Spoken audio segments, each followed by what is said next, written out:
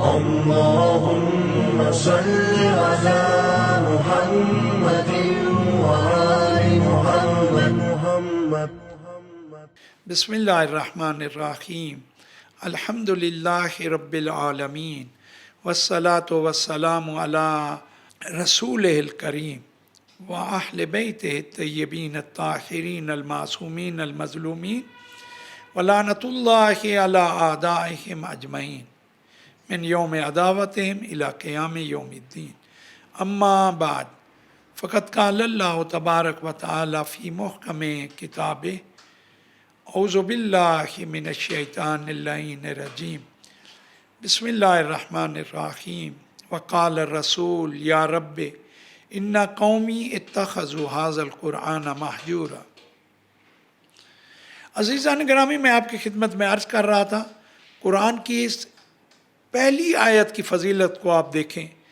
اللہ کا کتنا کرم ہے کہ کہا جو بھی کام تم شروع کرنا چاہتے ہو، اگر چاہتے ہو صحیح نتیجہ دے تمہیں، تو بسم اللہ سے شروع کرنا.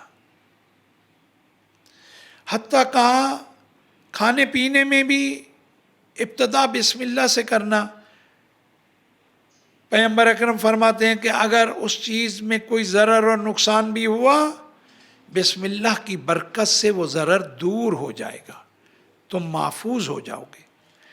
اس کے علاوہ روایات میں جو بھی شخص دن کی ابتدائی بسم اللہ سے کرتا ہے، جیسے ہی آپ کی آنکھ کھلے آپ کہیں بسم اللہ الرحمن الرحیم، تو یہ انسان 70 بلاؤں سے محفوظ رہتا ہے.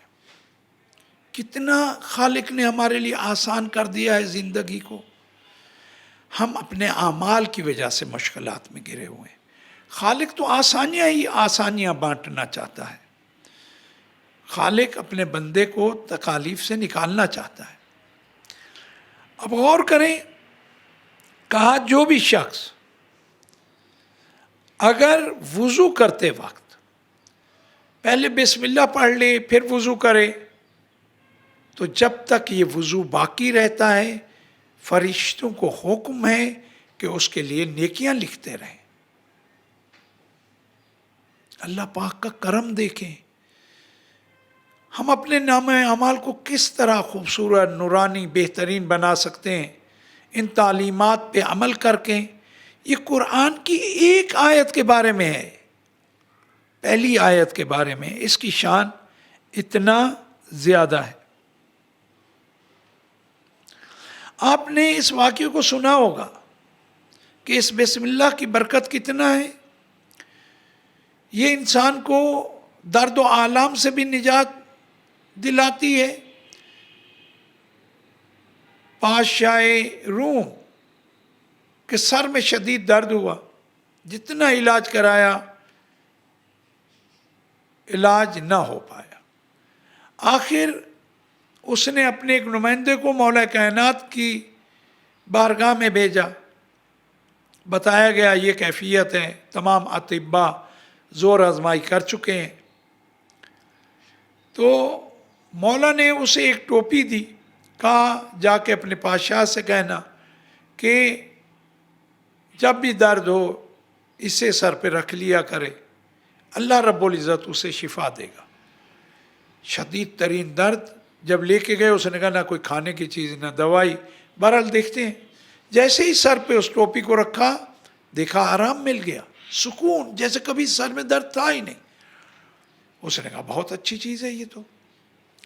پھر اس کے بعد کہا دیکھو تو صحیح اتار کے. جیسے اتارا دیکھا اسی شدت سے درد شروع ہو گیا ہے. پھر اس نے سر پہ رکھ لیا اسے. چند دنوں کے بعد ذہن میں آیا کہ دیکھو تو صحیح اس ٹوپی میں کیا ایسی چیز رکھی ہے جو اس بات کا سبب ہے کہ میری بیماری سے مجھے نجات مل رہی ہے، شدید ترین درد سے مجھے افاقہ ہو رہا ہے.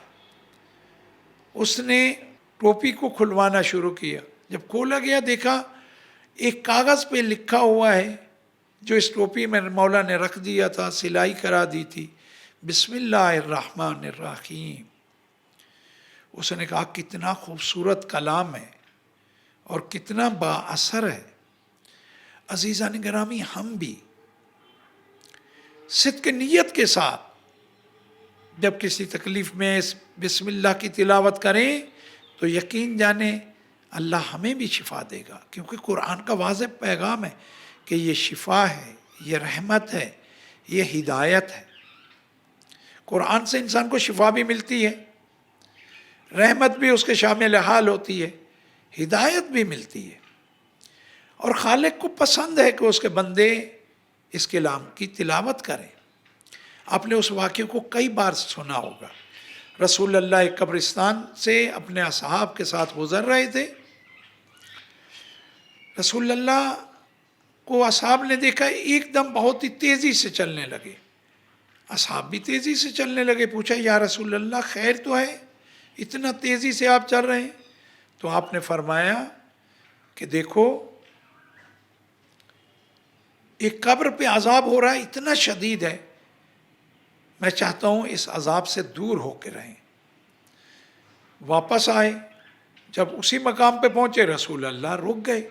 سب نے کہا یا رسول اللہ اس وقت آپ اسی مقام سے اتنا تیزی سے گزرے تھے، ابھی آپ رک گئے ہیں۔ کہا اس وقت عذاب تھا، اب رحمت برس رہی ہے۔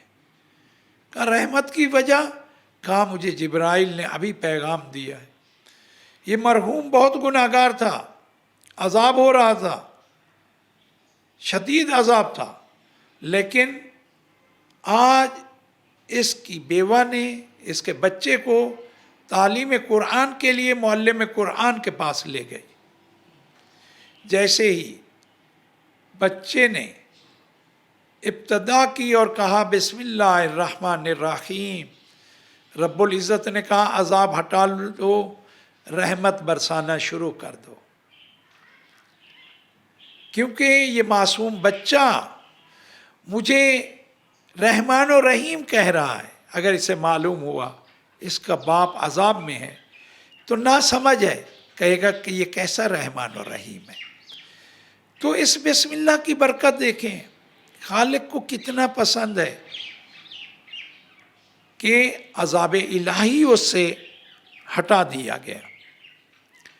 مولا کائنات نے ایک جگہ کہا کہ دیکھو جب بھی غذا کھاؤ بسم اللہ پڑھ کے کھاؤ، اگر اس میں کوئی ضرر بھی ہوا تم محفوظ رہ جاؤ گے۔ مولا نے یہ کہا، اصحاب میں سے ایک نے اگلے دن آ کے کہا مولا آپ نے کہا تھا، میں نے بسم اللہ بھی پڑھی، کھانا کھایا، میرے شکم میں شدید درد رہا پوری رات۔ مولا مسکرائے، کہا تم نے ایک نہیں دو غذائیں کھائی تھی؟ کہا بالکل، دو مختلف ڈشیں تھیں۔ تو مولا نے کہا جب دو غذائیں تھیں تو ہر غذا سے پہلے تمہیں بسم اللہ پڑھنی تھی۔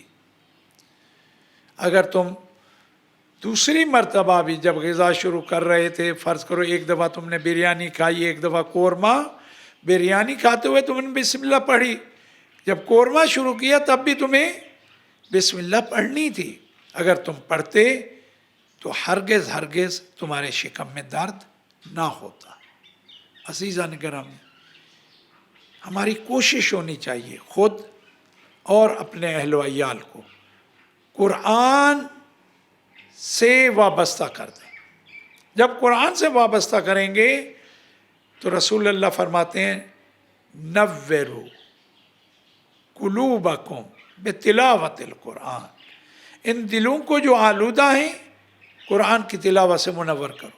نہ فقط اتنا بلکہ ایک اور مقام پہ کہا نوّروا بیوتکم بتلاوت القرآن، اپنے گھروں کو بھی نورانی بناؤ۔ جس گھر میں قرآن کی تلاوت ہوتی ہے وہ گھر اتنا نورانی ہوتا ہے، اہل آسمان رب العزت سے سوال کرتے ہیں بار الہ کیا زمین پہ بھی آسمان کی طرح ستارے ہیں جو چمک رہے ہیں؟ رب العزت کہتا ہے ستارے نہیں ہیں، یہ وہ گھر ہیں جن گھروں میں میرے کلام کی تلاوت ہو رہی ہے۔ اتنا نورانی ہوتے ہیں کہ اہل آسمان کو ستاروں کی طرح چمکتے نظر آتے ہیں۔ میری دعا ہے بار الہ ہمارے گھروں کو اسی طرح نورانی بنا، ہمارے قلوب کو نورانی بنا، ہماری نسلوں کو قرآن سے وابستہ رہنے کی توفیق عنایت فرما، اپنی ذات قرآن کریم اور اہل بیت سے پلک جھپکنے کے لیے ہمیں جدا نہ فرمانا۔ اللهم صل على